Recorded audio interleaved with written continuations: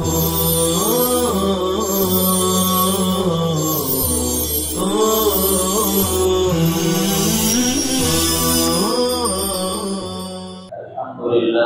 العالمين والصلاة والسلام على سيد الأنبياء والمرسلين وآله وصحبه أجمعين إلى يوم الدين. قال الله عز وجل في كلامه المجيد: أعوذ بالله من الشيطان الرجيم، بسم الله الرحمن الرحيم. وأما الجدار فكان لغلامين يتيمين في المدينة وكان تحته كنز لهما وكان أبوهما صالحا. وقال النبي صلى الله عليه وسلم: علموا أولادكم حب الرسول وحب أهل بيته وتعليم القرآن، أو كما قال النبي عليه الصلاة والسلام. واجب الاحترام بزرگان دین، برادران اسلام اور عزیز دینی بھائیوں،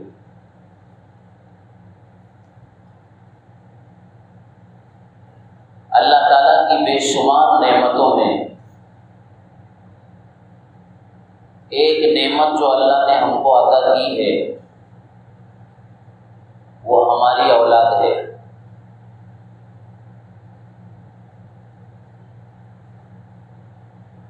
اولاد کی تعلیم اور تربیت کی ذمہ داری والدین کی اور سرپرستوں کی ہوتی ہے،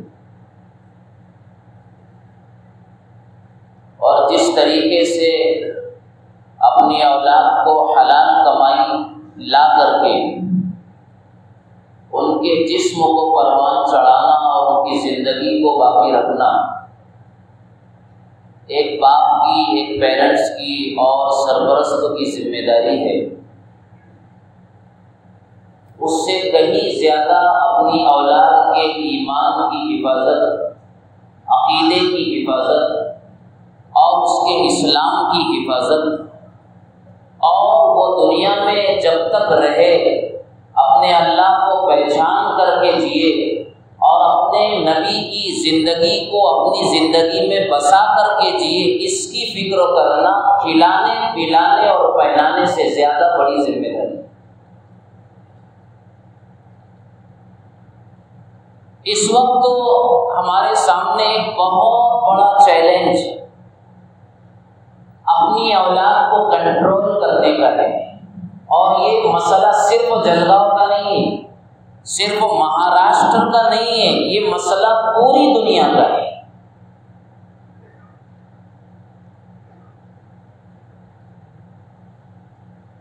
اور ہر ماں اور باپ، ہر ذمہ دار کی یہ آرزو اور تمنا ہے کہ میرا بچہ نیک ہو جائے. میں بھی چاہتا ہوں، آپ بھی چاہتے ہیں میرا بچہ شریف بن جائے، بلند اخلاق کا وہ ہوگر اور مالک بن جائے. ہر کوئی پیرنٹس یہ چاہتے ہیں کہ میرا بچہ سماج کا ایک ذمہ دار انسان بن جائے.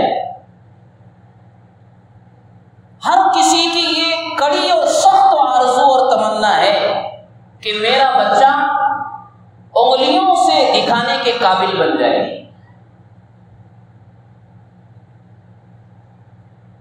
لیکن صرف تمناؤں سے تو کچھ نہیں ہوتا، آرزوؤں سے نتیجے ہاتھ نہیں آتے، آس لگا کر بیٹھ جانے سے رزلٹ نہیں آتا ہے. لیس بِأَمَانِيِّكُمْ وَلَا أَمَانِيِّ أَهْلِ الْكِتَابِ مَن يَعْمَلْ سُوءًا يُجْزَ بِهِ وَلَا يَجِدْ لَهُ مِن دُونِ اللَّهِ وَلِيًّا وَلَا نَصِيرًا. اللہ تعالیٰ قرآن میں کہتے ہیں تمہاری تمناؤں سے کچھ نہیں ہوگا، اہل کتاب کی آرزوؤں سے کچھ نہیں ہوگا. ضابطۂ خداوندی یہی رہا ہے ہمیشہ اس کائنات میں، مَن يَعْمَلْ سُوءًا يُجْزَ بِهِ، جو برائی کا ارتکاب کرے گا، بد چلنی کو اپنا سیوا بنائے گا، بد کرداری کی راہ پر جو چلے گا، یجز بہ، وہ سزا سے دوچار کیا جائے گا، وہ پکڑا جائے گا، اور اس کو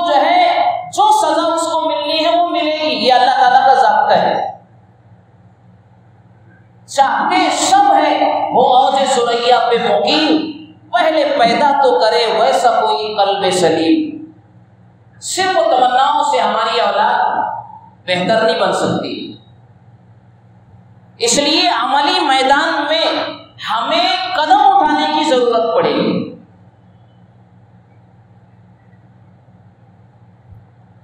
اس کے لیے راستہ ہے تعلیم کا، اور اسی کے ساتھ تعلیم سے زیادہ اس وقت کے حالات اس بات کے متقاضی ہے اور تقاضا کر رہے ہیں کہ اپنی اولاد کی تربیت پر تعلیم سے زیادہ زور دیا جائے۔ حضرات انبیاء علیہ السلام کا مشن بھی یہی رہا، یعلمہم الکتاب والحکمت ویزکیہم۔ صحابہ اپنی امت کو تعلیم دی، رسول اللہ اپنی امت کو تعلیم بھی دیتے تھے اور ساتھ میں تربیت بھی فرماتے تھے۔ یہ سنت اللہ کے نبی صلی اللہ علیہ وسلم سے ہر امتی کو ملی ہے کہ اپنے ماتحتوں کی وہ تعلیم کی بھی فکر کرے اور ان کی بہترین تربیت کا انتظام کرے۔ تربیت سے کوئی نظر انداز نہیں کر سکتا ہے اور اس کو کوئی راہ فرار نہیں ہو سکتی۔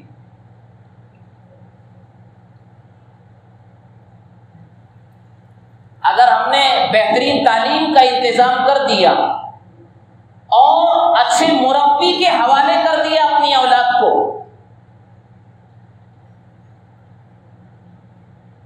تو یہ قابل اطمینان بات تو ہے، لیکن اپنی اولاد کو ہم اچھی حالت میں دیکھنا چاہتے ہیں، دنیا اور آخرت کا کامیاب انسان دیکھنا چاہتے ہیں، خوشحال دیکھنا چاہتے ہیں، اللہ کے خوف والی زندگی گزارنے والا دیکھنا چاہتے ہیں، نبی کی اور رسول کی شریعت اور سنت پر چلنے والا دیکھنا چاہتے ہیں، تو صرف اولاد کو کام پر لگا کر کے ہماری ذمہ داری پوری نہیں ہو جاتی۔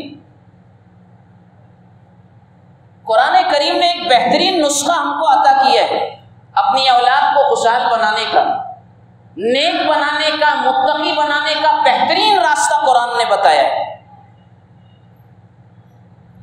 میں نے خطبے میں آیت آپ کے سامنے پڑھی ہے، وَأَمَّا الْجِدَارُ فَكَانَ لِغُلَامَيْنِ يَتِيمَيْنِ فِي الْمَدِينَةِ وَكَانَ تَحْتَهُ كَنْزٌ لَهُمَا وَكَانَ أَبُوهُمَا صَالِحًا۔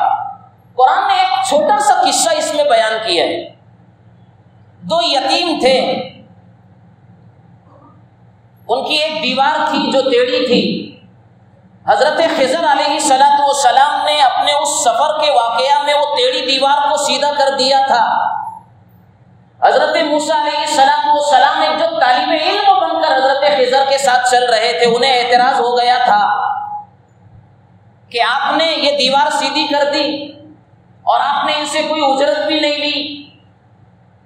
یہ ساری بات قرآن میں موجود ہے، اس کی تفسیر آپ دیکھیں گے، لیکن جو حکمت و فلسفہ حضرت خضر علیہ السلام نے اس دیوار کو سیدھا کرنے کا بتلایا، جو اللہ تعالیٰ نے ان کو بتایا تھا، قرآن نے اس کو بیان کیا ہے۔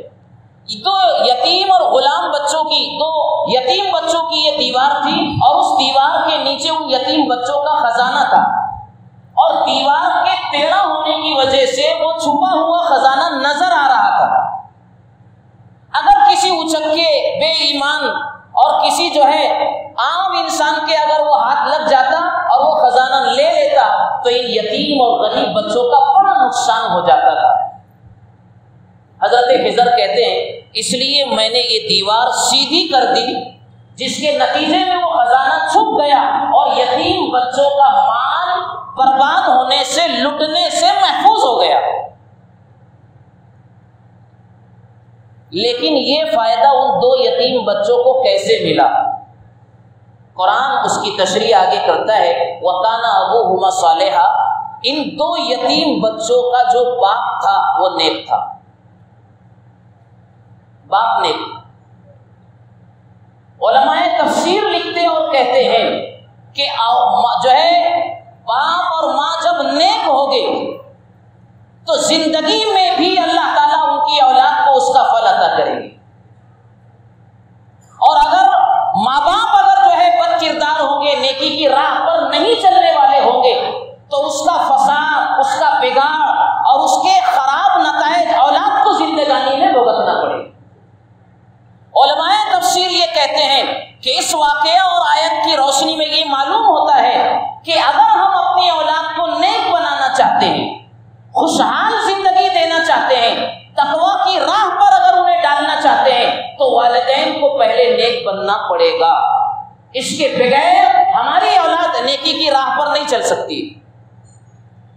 یہ قرآنی نسخہ ہے۔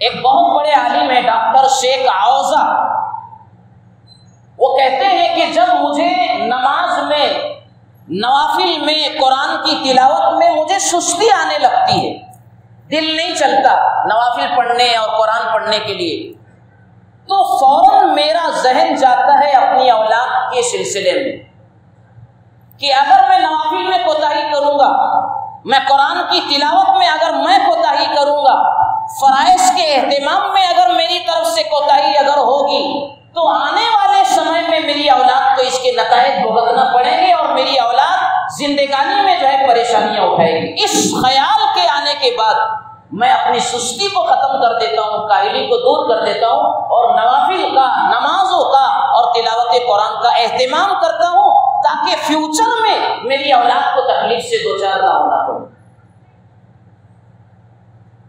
یہ تو اس زمانے کے عالم دین ہے، لیکن یہ سوچ، پیرنٹس کی یہ سوچ، والدین کی یہ فکر ہمیں دور صحابہ میں اور تابعین میں بھی ملتی ہے۔ حضرت عبداللہ ابن مسعود رضی اللہ تعالیٰ عنہ کہتے ہیں کہ رات کے سناٹے میں جب نماز پڑھتا ہوں اور میرا بچہ میرے سامنے سویا ہوا ہوتا ہے، گھر بڑے بڑے نہیں تھے نا، میرا بچہ میرے سامنے سویا ہے، تہجد میں نماز کے لیے اٹھے ہوئے ہیں اور اللہ کے سامنے راز و نیاز نماز کی حالت میں کر رہے ہیں، جب میری نگاہیں میرے سامنے سونے والے بچے پر پڑتی ہے تو میں کہتا ہوں لِأَجْلِكَ يَا بُنَيَّ، میرے بچے اور میرے پیارے بچے، یہ نماز تو تیری خوشحالی کے لیے میں پڑھ رہا ہوں، یہ نماز تو میں تیری خوشحالی کے لیے پڑھ رہا ہوں۔ رات کے سناٹوں میں اٹھ کر کے اور رات کی تنہائیوں میں اٹھ کر کے جب گنہگار لوگ گناہوں کی طرف دوڑ پڑتے ہیں، اگر کوئی باپ، کوئی جو ہے ماں اور کوئی گھر کا ذمہ دار اٹھ کر کے تو گرم آنسو بہاتا ہے اور اپنی نسلوں کے ایمان و عقیدے کی حفاظت کی دعائی اللہ کی بارگاہ میں دیتا ہے، اللہ اولاد کے مستقبل کو دین اور دنیا ہر دو اعتبار سے روشن کر دیتے ہیں۔ تو کہتے ہیں لِأَجْلِكَ يَا بُنَيَّ، میرے بیٹے تیری زندگانی کے لیے 2 رکعت رات کو اٹھ کے پڑھتا ہوں۔ یہ والدین کی فکر ہونا چاہیے۔ حضرت سعید بن المسیب رحمۃ اللہ علیہ کبار تابعین میں سے، بلکہ رئیس التابعین علماء نے ان کو لکھا ہے، کہتے ہیں کہ جب میں نماز پڑھتا ہوں اور میری اولاد کا مجھے خیال آتا ہے، انی لأصلی فاذکر ولدی فازید فی الصلاۃ، جب میں نماز پڑھتا ہوں اور میری اولاد کا خیال آ جاتا ہے تو میں نماز میں اضافہ کر دیتا ہوں تاکہ اس کا فائدہ میرے بچوں کو ملے۔ یہ ایک ایسا نسخہ ہے جس کی طرف ہماری توجہ کم ہے۔ ہر ایک آدمی اس وقت تو پریشان ہے اولاد کے سلسلے میں۔ ہماری بیٹیوں کی بے رحمی، ہماری بہنوں کا اپنے گھروں سے نکل جانا، غیروں کی تحلیز پر جا کر کے اپنے ایمان کا سودا کرنا، اپنی آبروؤں کو ان کی جھولیوں میں ڈال دینا، کون سا نیا واقعہ ہے اس وقت؟ اور کچھ لوگ اگر یہ سمجھتے ہیں کہ یہ کوئی جو ہے پروپیگنڈا ہے، کوئی ڈھنڈورا پیٹا جا رہا ہے، یہ ہرگز ایسا نہیں ہے۔ سچائی یہی ہے کہ اس ملک کی ہر ریاست میں اور ہر ریاست کے کسی نہ کسی خطے میں اور کسی نہ کسی پوائنٹ میں اور جگہ میں اس طرح کے واقعات ہر دن پیش آتے ہیں کہ ہماری کوئی بیٹی اور بہن، ہماری کوئی خاتون اسلام اپنے گھر سے نکل کر کے، اپنے پیرنٹس کو دھوکہ دے کر کے، چوری کے راستے سے کسی غیر کے ساتھ جا کر کے اپنے ایمان کا سودا کرتی ہے۔ یہ ایک دن کی بات نہیں ہے۔ تو اولاد کو نیک بنانے کا نسخہ یہ ہے کہ ہمیں خود نیک بننا پڑے گا،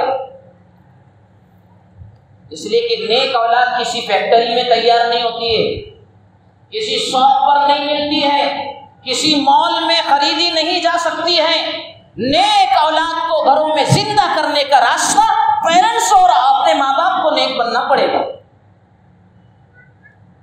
آج باپ اپنی اولاد کے سامنے گالی دیتا ہے، کیا اولاد گالی نہیں سیکھے گی؟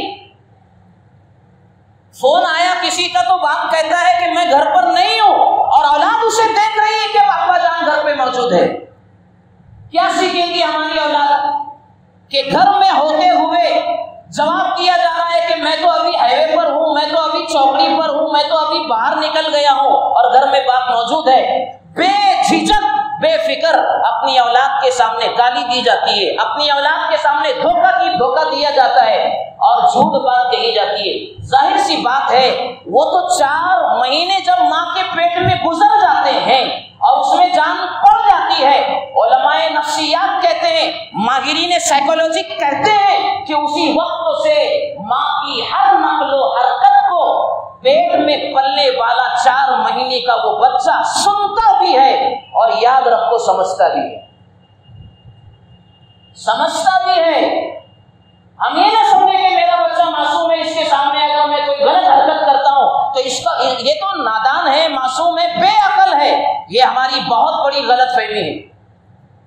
حضرت بایزید بستامی رحمۃ اللہ علیہ جو مشائخین میں اور اولیاء اعظام میں بہت بڑا نام گزرا ہے، جب ان کی والدہ نے 3 سال کی عمر میں ان کو مکتب میں بٹھایا اور استاد محترم نے جب ان کی بسم اللہ کرائی تو جیسے ہی ان کی بسم اللہ کرائی انہوں نے سورہ فاتحہ پڑھنا شروع کر دیا. اس کے بعد جب الف پڑھاتے ہیں تو انہوں نے سورہ بقرہ پڑھنا شروع کر دی، اور جب با پڑھاتے ہیں تو اس سے آگے کی سورت پڑھنا شروع کر دی. استاد محترم حیران ہو گئے، آج اس کی بسم اللہ ہے، اس کے قرآن کا آغاز ہے، اور یہ تو سورہ فاتحہ پڑھ گیا، یہ تو بقرہ پڑھ گیا، یہ آل عمران پڑھ گیا. گھر آئے اور کہنے لگے امی جان آپ نے تو میرے ساتھ مذاق کیا ہے، آپ کا بچہ تو حافظ قرآن ہے، بات کیا ہے یہ تو فر قرآن پڑھتا ہے. تو کہتی ہے والدہ بایزید بستامی رحمۃ اللہ علیہ کی کہ جب سے یہ میرے کوکھ میں جنم لے رہا تھا اس وقت سے میں نے قرآن کریم کو ہر دن ایک قرآن پڑھنے کا اہتمام کیا، ہر روز مکمل قرآن میں پڑھتی تھی. گویا کہ 4 مہینے کے بعد سے بچہ سن رہا تھا تو تقریباً دن ہوتے ہیں 150 دن، گویا 150 قرآن کریم کی تلاوت اس معصوم نے میرے پیٹ میں سنی، اس لیے یہ حافظ قرآن ہو گئے. ہم سمجھتے ہیں کہ یہ کوئی معمولی بات ہے. ہمارا نیک بننا اولاد کو نیک بنائے گا، ہمارا متقی ہو جانا اولاد کی زندگی میں تقویٰ کو ڈالے گا. ہماری تنہائیاں اگر گناہوں سے محفوظ رہیں گی، یقیناً اللہ کی ذات پر یقین کہہ کے کہا جا سکتا ہے ہماری تنہائیاں معصیتوں اور گناہوں سے بچے گی، ہماری اولاد بھی معصیتوں سے بچنے والی بنے گی انشاءاللہ. گزشتہ امتیں جب نبوت کا سلسلہ جاری تھا، غور سے سننا، تو تمنائیں کرتی تھی اچھے انسانوں کی، اللہ تیرے مقبول بندوں کو ہمارے درمیان بھیج تاکہ ہماری صلاح، ہماری رشد، ہماری ہدایت اور ہماری جو ہے کامیابی کی راہیں وہ ہمیں سجائے، ہمیں ہدایت کرے اور گائیڈنگ کرے. تو اللہ اس امت کی نیک نیتی اور نیک تمناؤں کے نتیجے میں انبیاء علیہم السلام کو وقفے سے خطوں میں اور علاقوں میں اللہ بھیجتے تھے. نبوت کا سلسلہ ختم ہو گیا، اس کے بعد کا دور آیا تو یہ امت نے جب نیک تمنائیں اللہ سے جس زمانے میں اور دور میں کی، ان کی نیک تمناؤں کے نتیجے میں اللہ رب العزت نے اولیاء اعظام کو پیدا فرمایا. آج ہم نیک تمنا کرتے نہیں، ہماری تمنا یہ ہوتی ہے کہ میرا بچہ دنیا کا ایک کامیاب انسان تو بن جائے، چاہے اس کا دین برباد ہو جائے اور لٹ جائے. لیکن صرف وہ تمناؤں سے تو کام نہیں ہوتا، عملی زندگی میں قدم آگے بڑھانا پڑے گا. ڈاکٹر شیخ اوزا جو بہت بڑے عالم دین ہیں وہ کہتے ہیں کویت کے کہ میرا ایک دوست تو کویت کے کسی حکومتی ادارے میں کام کرتا تھا اور بڑی اچھی پوسٹ پر اور بڑے اونچے منصب پر وہ فائز تھا. وہ جب ڈیوٹی سے گھر واپس آ جاتا تو خدمت انسانیت کے کاموں میں اپنے آپ کو لگاتا تھا. خدمت انسانیت کے کام، رفاہی کام، سوشل ورکر بن کر کے وہ جیتا، لوگوں کے لیے بھلائی کے کام کرتا تھا، محنت کرتا تھا. جبکہ وہ کویت کی حکومت کے ایک بہت بڑی پوسٹ پر فائز تھا، اس کو اس کی ضرورت نہیں تھی۔ ڈاکٹر اوزا کہتے ہیں کہ میں نے ان سے کہا اپنے دوستوں سے کہ تمہیں یہ سب محنت کرنے کی کیا ضرورت ہے؟ اگر تم اپنے ڈپارٹمنٹ پر زیادہ دھیان دیں گے کام پر تو تمہارا پروموشن ہو جائے گا، تمہاری ترقی ہو جائے گی، تو تم وہاں دھیان دو، یہ سب کام کرنے کی ضرورت کیا ہے؟ تو وہ بندہ کہنے لگا ان کا دوست کو کہ ڈاکٹر صاحب بات دراصل یہ ہے کہ میری 6 اولاد ہے اور 6 اولاد میں زیادہ لڑکے ہیں، اور جب میں اپنی اولاد کے سلسلے میں سوچتا ہوں تو مجھے یہ خوف ستائے جاتا ہے کہ کہیں میری اولاد ضلالت گمراہی کا شکار نہ ہو جائے، ضلالت اور گمراہی کا شکار نہ ہو جائے، اس لیے میں ڈیوٹی سے آ جانے کے بعد کئی گھنٹے کا خدمت انسانیت، غریبوں، مسکینوں اور ضرورت مندوں کے کاموں میں اپنے آپ کو لگاتا ہوں تاکہ اللہ اس کی برکت سے میری اولاد کو گمراہی کا شکار بننے سے محفوظ فرمائے۔ اس کے لیے میں کرتا ہوں، اس لیے کہ میں نے قرآن کریم کی آیت پاک جو میں نے ابھی پڑھی، وَأَمَّا الْجِدَارُ فَكَانَ لِغُلَامَيْنِ يَتِيمَيْنِ فِي الْمَدِينَةِ وَكَانَ تَحْتَهُ كَنْزٌ لَهُمَا وَكَانَ أَبُوهُمَا صَالِحًا کی میں نے تفسیر پڑھی ہے۔ اس واقعے میں اللہ نے یہی تو بتایا ہے کہ اس یتیموں کے خزانے کی حفاظت اس لیے ہوئی تھی حضرت خضر علیہ السلام کے ذریعے سے کہ ان کا باپ نیک انسان تھا۔ تو میں نے یہ تفسیر پڑھی ہے کہ میں بھی نیک انسان بن کر کے اپنی اولاد کے فیوچر کو اور مستقبل کو اچھا بنانے کی کوشش کر رہا ہوں۔ آپ نے نام سنا ہے شیخ عبد القادر جیلانی رحمۃ اللہ علیہ کا، ان کے نام تو بہت لیتے ہیں ہم لوگ، اور ان کے نام پر پتہ نہیں کیا کیا پکاتے اور کیا کیا کھاتے ہیں، برابر باقاعدہ 11ویں کا مہینہ آتا ہے ان کے نام سے کھانے پینے کا، برابر ہے کہ نہیں؟ میں بھی اسی علاقے کا آدمی ہوں، مجھے سب پتا ہے، ہماری رشتے داری بھی انہی علاقوں کی ہے سب۔ 11ویں 12 کے بعد 11 آتا اپنے یہاں، یہ گنتی الٹی ہے، پتہ چلا کہ کام سارے الٹے ہو رہے ہیں، 12 وفات جاتی ہے پھر 11ویں آتی کہ نہیں، تو الٹی گنتی ہے، پتہ چلا کہ کام بھی الٹے ہونے والے ہیں سب۔ حضرت شیخ عبد القادر جیلانی رحمۃ اللہ علیہ کیسے دنیا میں آئے، کس کے نتیجے میں آئے، تھوڑی سی اس کی تاریخ ہے، تھوڑا سا اس کا واقعہ ہے، وہ سننا ہمارے لیے بہت ضروری ہے۔ ہم کھلا پلا کر اولاد کو موٹا بنانا چاہتے ہیں، گریجویشن دے کر کے ان کو ڈاکٹر، انجینئر اور لیکچرار اور ریڈر اور پروفیسر نہ جانے کیا کیا بنانا چاہتے ہیں، بہت اچھی بات ہے، لیکن پہلے دین پڑھانا ضروری ہے، محبت رسول پلانا ضروری ہے، احکام شریعت پر چلانے کی مشق کرانا ضروری ہے، اس کے لیے دعوت کا راستہ ہے، تبلیغ کا راستہ یہ شریعت پر چلانے کی مشق ہے، دین کی محبت کو ڈالنے کا راستہ ہے۔ اگر دین زندگی میں اولادوں کے نہیں رہا تو چاہے دنیا کے اعتبار سے وہ کسی بھی مقام پر پہنچ جائے، وہ بہرحال ناکام اور نامراد رہیں گے۔ اسی کو قرآن کریم نے کہا ہے یعلمون ظاہرا من الحیات الدنیا وهم عن الآخرۃ هم غافلون، دنیا کے ہنر تو جانتے ہیں، دنیا کی تعمیر و ترقی کے اسباب و وسائل کو تو جانتے ہیں، دنیا کو چمکانے کے گر اور ہنر تو جانتے ہیں، وهم عن الآخرۃ هم غافلون، لیکن آخرت سے بالکل غافل ہے، یہاں تک کہ اولاد کو نماز جنازہ پڑھنے کا طریقہ نہیں آتا ہے۔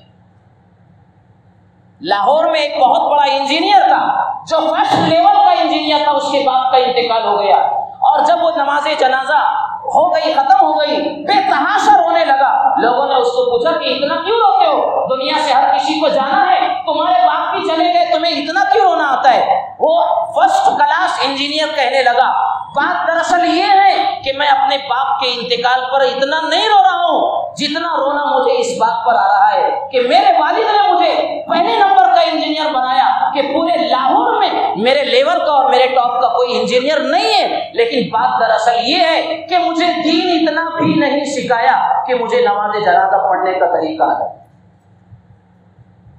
مجھے دین اتنا بھی نہیں پڑھا۔ یہ ذمہ داری ہے ہماری۔ میرے بھائیوں، میں بہت درد کے ساتھ اپنے اندرون کو آپ کے حوالے کر رہا ہوں، اپنے جذبات کی الفاظ کے اندر میں عکاسی کرنا چاہتا ہوں کہ اس وقت تو اپنی اولاد کی تربیت کی فکر کرنا انہیں کھلانے پلانے اور پہنانے سے زیادہ 100 گنا 1000 گنا زیادہ ضروری. ہمیں اپنی اولاد پر واچ کرنا پڑے گا، نگرانی سخت کرنا پڑے گی. کہیں عقیدے کا بگاڑ تو نہیں آ رہا ہے، کہیں کوئی قادیانی تو نہیں بن رہا ہے، کوئی کرسچن تو نہیں بن جا رہا ہے، کوئی کسی اور ڈگر پر چل کر کے اپنے ایمان کا سودا تو نہیں کر رہا ہے. بچی ہماری ہے، اس کی سہیلیاں کون ہیں، اس کا فرینڈ سرکل کیا ہے، وہ موبائل کا کتنا غلط استعمال کر رہا ہے یا کر رہی ہے، اس کا فرینڈ سرکل کن اداؤں کے ساتھ زندگی گزارتا ہے. والدین کو اور پیرنٹس کو یہ واچ کرنا اور ان کی نگرانی کرنا یہ شرعی، سماجی اور اخلاقی ذمہ داری ہے. بات تو وہاں سے چلتی ہے آزادی. اسی لیے اس وقت جو ہے یہ ارتداد کے واقعات، بچیوں کے جو ہے ادھر ادھر چلے جانے کے جو واقعات پیش آ رہے ہیں، اس کے تناظر میں حضرت مولانا سید ارشد مدنی دامت برکاتہم کہتے ہیں کہ جب ہم نے اپنی بچیوں کو ایسے کالجوں، ایسی یونیورسٹیوں اور ایسے آزادانہ ماحول کے حوالے جب کر دیا تو پھر یہ واقعات تو پیش آنا ہی ہے اور آنا ہی ہے،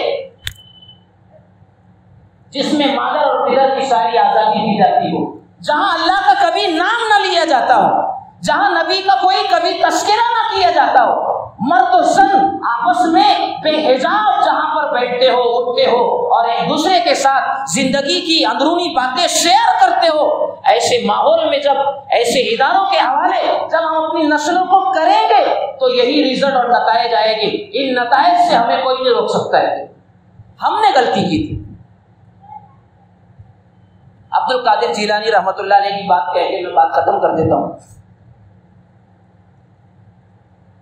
ان کے والد گرامی کا نام ہے ابو صالح.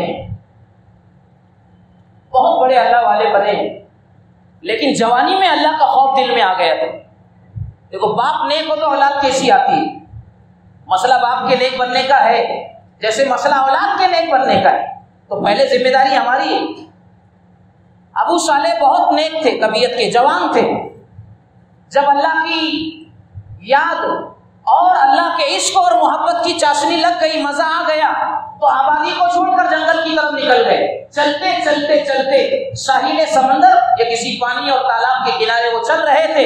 چلتے چلتے ان کو 3 دن ہو گیا اور بھوکے ہیں، کھانے کا کوئی انتظام نہیں، جنگل کا راستہ ہے.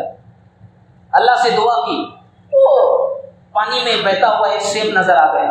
پانی میں بہتا ہوا ایک سیب نظر آ گیا. اس کو کھانے کا ارادہ کیا، لیکن پھر دل میں ارادہ آیا کہ یہ سیب میرا نہیں اور اس کے مالک سے میں نے اجازت بھی نہیں لی ہے. لیکن 3 دن کا فاقہ ہے، کھانا بھی ضروری ہے، زندگی کی حفاظت کرنا بھی ضروری ہے.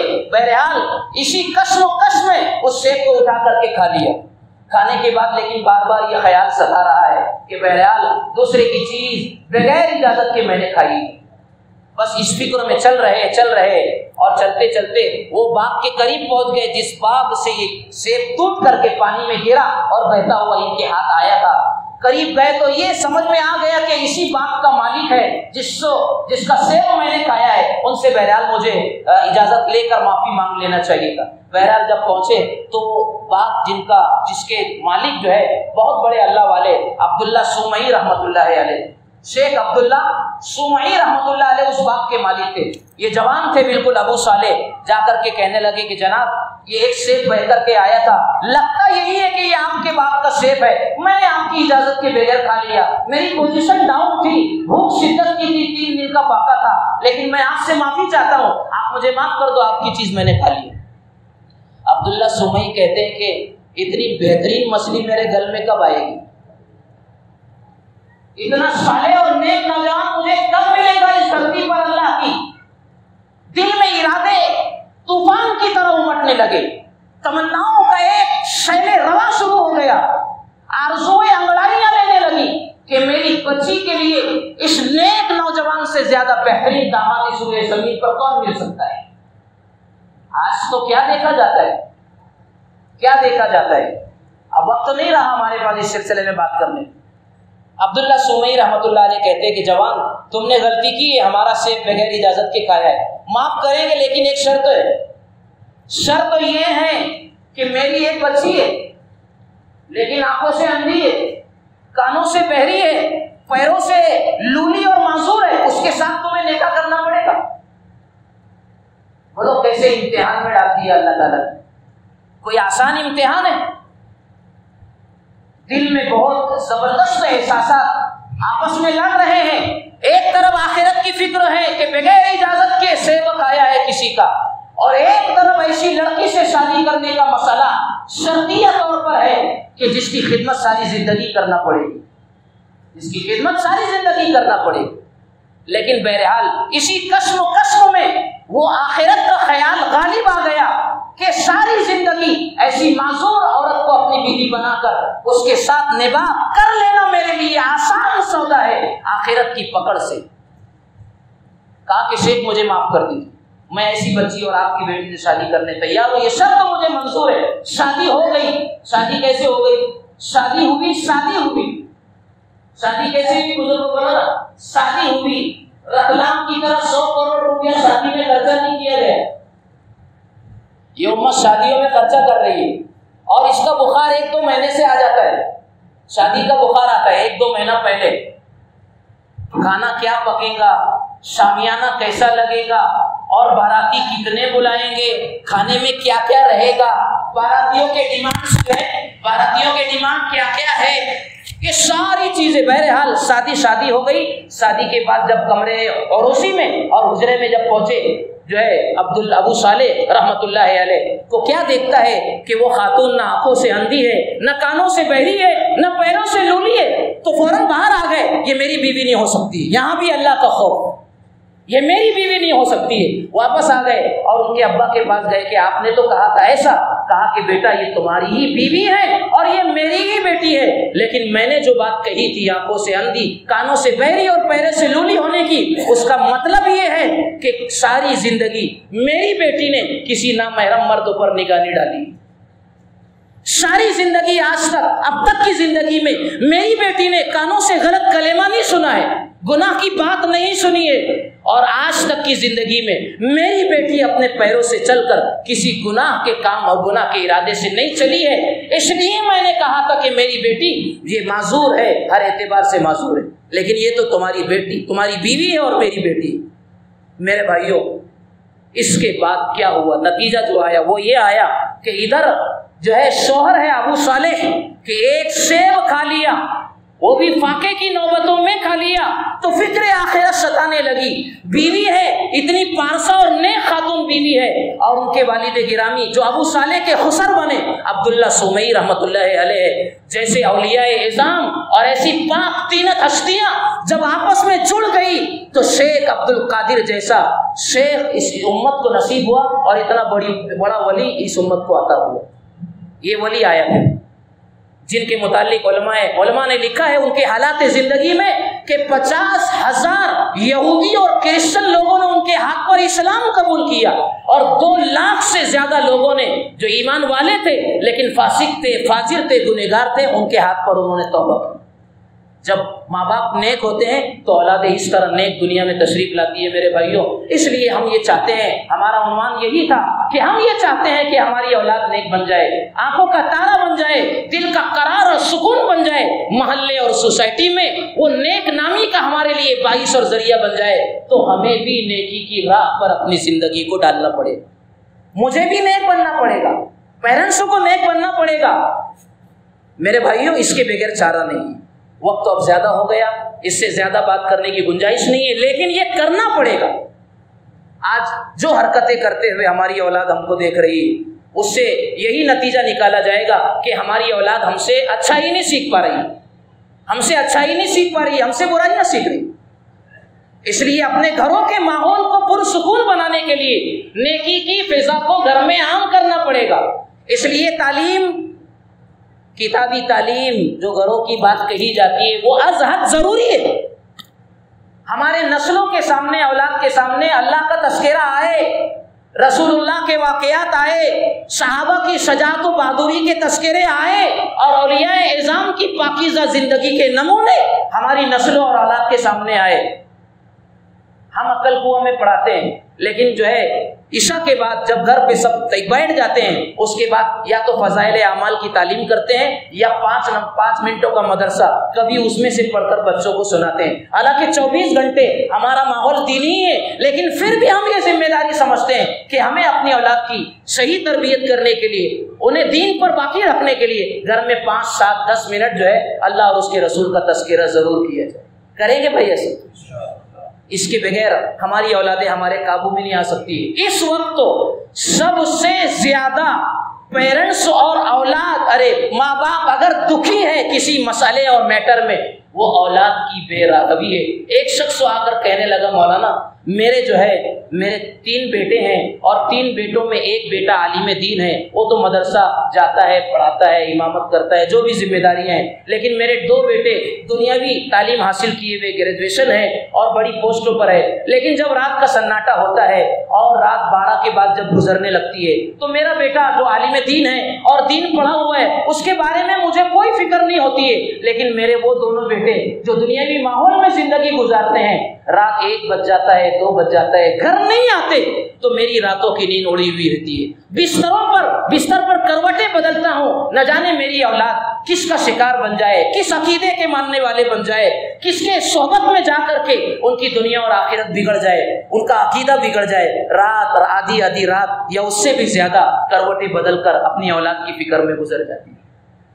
اس لیے ضروری ہے کہ ہم اپنی اولاد کے سلسلے میں فکر مند ہو۔ اللہ مجھے، آپ کو، ہم سب کو عمل کی توفیق عطا فرمائے اور ہماری نسلوں کے دین و ایمان کی اللہ حفاظت فرمائے۔ وآخر دعوانا